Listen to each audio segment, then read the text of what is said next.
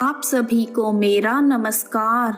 आज मैं आप सभी के समक्ष छठ पूजा की कथा प्रस्तुत कर रही हूँ। आइए शुरू करते हैं। एक बार एक बूढ़ी अम्मा अपने बेटे, बहू तथा पोते के साथ रहती थी। बूढ़ी अम्मा के घर में किसी चीज की कोई कमी नहीं थी। वह छठ माता की परम भक्त थी तथा हर साल छठ का व्रत बड़ी श्रद्धा और भक्ति भाव के साथ किया करती थी। बूढ़ी अम्मा की बहू आधुनिक सोच वाली नारी थी। उसका पूजा पाठ में कोई विश्वास नहीं था। जब कार्तिक मास की शुक्ल पक्ष की चतुर्थी आई तो बूढ़ी माँ बहुत खुश थी, क्योंकि आज से छठ का 4 दिवसीय पावन त्योहार शुरू हो रहा था। अम्मा घर की साफ सफाई में लग गई। उसने अपने बेटे को आम की लकड़ी तथा पूजा की सभी सामग्री लाने के लिए बाजार भेज दिया। अम्मा ने अपने बेटे की सलामती के लिए छठ का व्रत किया। बूढ़ी अम्मा ने अपनी बहू से भी छठ माता का व्रत करने को कहा। तब बहू कहने लगी, यह सब बेकार की बातें हैं। मुझे इन सब में कोई विश्वास नहीं, इससे क्या होगा।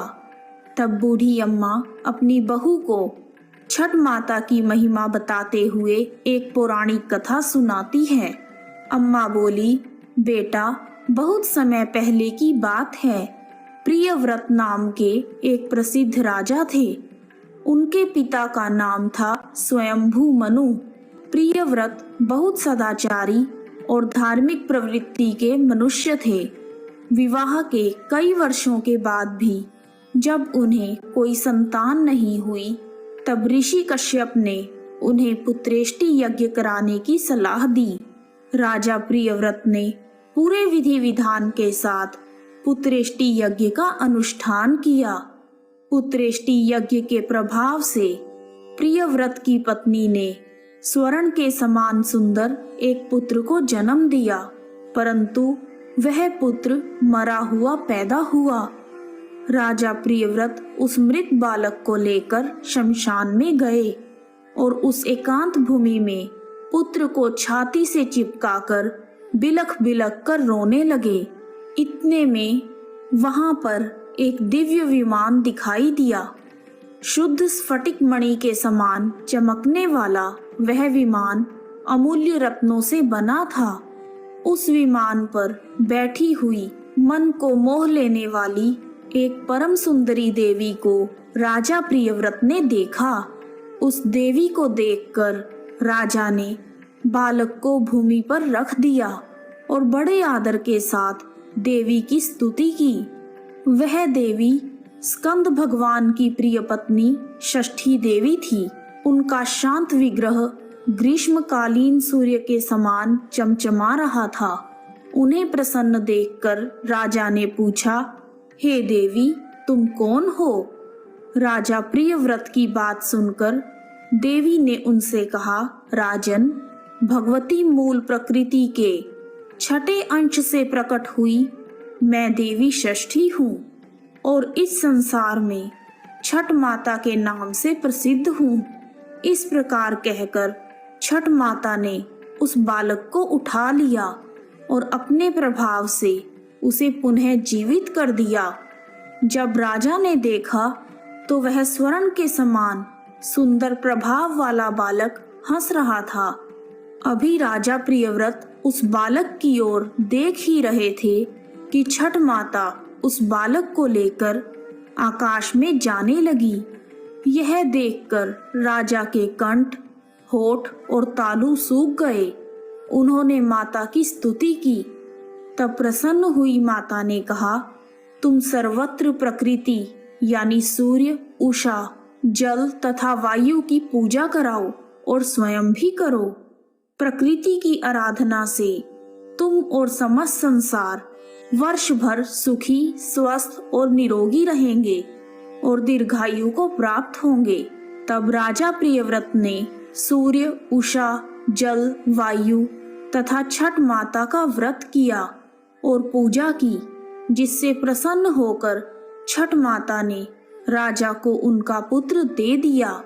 तब से कार्तिक शुक्ल पक्ष की षष्ठी के अवसर पर सूर्य, उषा, प्रकृति, जल, वायु तथा छठी मैया की पूजा की जाने लगी। तब बूढ़ी अम्मा ने बहू से कहा, बेटी, छठ माता की महिमा तो ऐसी है कि स्वयं भगवान श्री राम तथा सीता माता ने भी छठ का व्रत करके भगवान सूर्य देव का आशीर्वाद प्राप्त किया था। महाभारत काल में दानवीर कर्ण और पांडव भी छठ का व्रत किया करते थे। यह सब सुनकर वह आधुनिक युग वाली बहू बोली, ये सब मनगढ़ंत कहानियां हैं, मैं इन पर विश्वास नहीं करती। यह सुनकर बूढ़ी अम्मा छठ माता से क्षमा मांगने लगी और बहू को फिर से समझाने की कोशिश करती है कि बेटी, हजारों सालों से चली आ रही इस परंपरा का मजाक मत उड़ाओ तथा तुम भी मेरे पोते की दीर्घायु के लिए छठ माता का पूजन करो। बूढ़ी अम्मा की बातों को सुना अनसुना करके बहू वहां से चली गई। बूढ़ी अम्मा ने बड़ी श्रद्धा के साथ नहाए खाए का दिन किया और उधर बहू ने पूरा दिन घर के बाहर मौज मस्ती में बिता दिया। अगले दिन छठ के पर्व का दूसरा दिन यानी कार्तिक मास की शुक्ल पक्ष की पंचमी आई, जिसे खरना या लोहंडा के नाम से जाना जाता है। संध्या काल में जब अम्मा ने बहू को खीर रोटी का प्रसाद दिया तो फिर से बहू ने कहा, माँ, इतना कठिन निर्जला व्रत क्यों कर रही हो? अपने शरीर को कष्ट क्यों दे रही हो? इसका तुम्हें क्या फायदा होगा?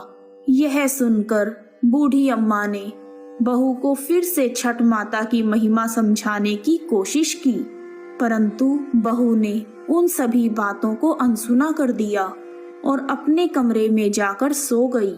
वैसे तो बूढ़ी माँ कई साल से अपनी बहू को छठ माता की महिमा बताने की कोशिश कर रही थी और हर साल उनकी बहू इसी प्रकार सुना अनसुना कर देती थी, परंतु इस बार ना जाने क्यों अम्मा का दिल बहुत घबरा रहा था और वह बार बार छठ माता से प्रार्थना कर रही थी, माँ, यह बच्ची नादान है, इसे क्षमा करना, यह आपकी महिमा को नहीं जानती, माँ, इसे क्षमा करना। अगले दिन कार्तिक मास की षष्ठी थी। सब लोग पूजा की तैयारी में जुटे थे, परंतु बहू अपने कमरे में सो रही थी। वह बहुत देर से उठी और उठकर बहू ने पास पड़े हुए अपने बेटे को उठाना चाहा, तब बेटे ने जवाब नहीं दिया। यह देखकर बहू बहुत घबरा गई और भागी भागी अपने पति और सास के पास गई और उन्हें यह सब बताया। बहू की बात सुनकर बूढ़ी अम्मा और उनका बेटा दौड़े दौड़े कमरे में आ गए और उन्होंने बच्चे को जगाने की कोशिश की, परंतु वह नहीं जगा। फिर वह तीनों बच्चे को लेकर अस्पताल गए। डॉक्टर ने बच्चे की जांच की और देखा कि बालक की तो सांसें ही रुकी हुई हैं। डॉक्टर यह देखकर हैरान हो गए कि इतना छोटा बालक जो बिल्कुल स्वस्थ था ऐसे कैसे जा सकता है, परंतु विधि का विधान और प्रकृति का नियम कहकर डॉक्टर ने अपने हाथ खड़े कर दिए। तब बच्चे के माँ बाप तथा दादी रोते बिलखते बच्चे को लेकर अस्पताल से बाहर आ गए। बूढ़ी अम्मा का दिल तो पहले से ही घबरा रहा था। पोते की सांस चले जाने पर अम्मा की जुबान पर केवल यही शब्द थे, हे छठ माता, क्षमा कर दे, मेरे पोते के शरीर में सांस भर दे। तुम तो पुत्र देने वाली हो, उनका पालन पोषण करने वाली हो, तुम समय से पहले उनके प्राण कैसे ले सकती हो?